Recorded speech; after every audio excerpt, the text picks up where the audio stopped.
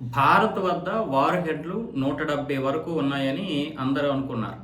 కానీ గత సంవత్సర కాలంలోనే 20 వార్ హెడ్లు భారత్ తయారు చేసుకుంది. అంటే ఇప్పుడు భారత్ వద్ద 190 వరకు ఉన్నాయని చెప్పి స్టాక్‌హోమ్ అంతర్జాతీయ శాంతి పరిశోధన సంస్థ ఉంది కదా, సిప్రి.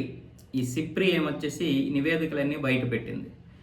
అమెరికా వద్ద 5042 ఉంటే రష్యా దగ్గర 5420.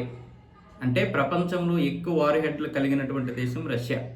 ఇక భారత్ కూడా ఒక్క సంవత్సర కాలంలో, ఒక సంవత్సరం అంటే సంవత్సరంన్నర కాలంలోనే 20 వార్ హెడ్లు తయారు చేసుకొని పెట్టుకుంది. అంటే 20 వరకు పెంచుకుంది.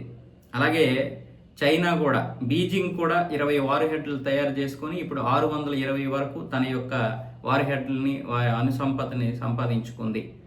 పాకిస్తాన్ దగ్గర ఉన్నటువంటి 170కి 170 అలాగే ఉన్నాయి. ఇవి కాకుండా ఫ్రాన్స్ 320, 350 ఉన్నాయి. అలాగే ఉత్తర కొరియా దగ్గర కూడా ఒక 60 ఉన్నాయి. ఇజ్రాయెల్ దగ్గర 90 ఉన్నాయని ఈ నివేదికలన్నీ బయటపెట్టింది. మొత్తం ప్రపంచవ్యాప్తంగా 12,000 కంటే ఎక్కువగానే వార్ హెడ్లు ఉన్నట్లుగా చెప్తోంది.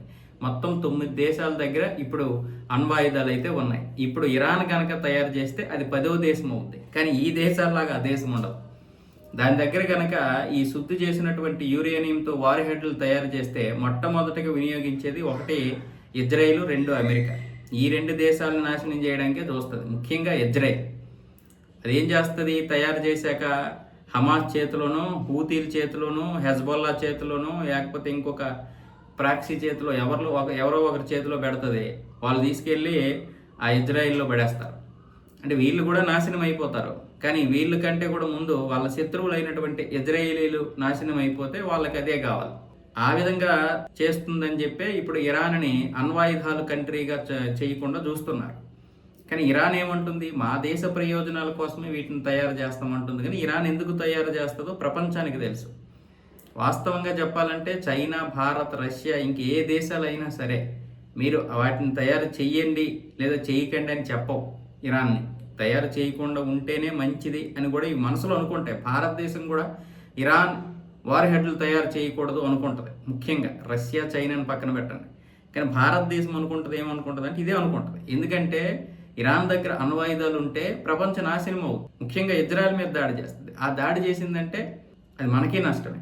కాబట్టి ఇదేదైతే ఇరాన్ తయారు చేయాలనుకుంటుందో అలా తయారు చేయనివ్వకుండా ఉంచుతున్నారు. అలాగే ఇప్పుడు మన దగ్గర ఉన్నటువంటి 190 లేదా ఇతర దేశాల్లో ఉన్నటువంటి ఈ వార్ హెడ్లన్నింటినీ కూడా కంట్రోల్ ఉంటుంది. ఈవెన్ పాకిస్తాన్ దగ్గర ఉన్నటువంటి దీని మీద కూడా ఎంతోమంది ఉగ్రవాదులు పట్టు సాధించాలని చూశారు. కానీ ఇటు చైనా, అటు అమెరికా, ఈ 2 దేశాలు వాటి మీద పట్టు సాధించాయి. దానివల్ల ఎక్కడ పడితే అక్కడ ఉపయోగించడానికి లేదు.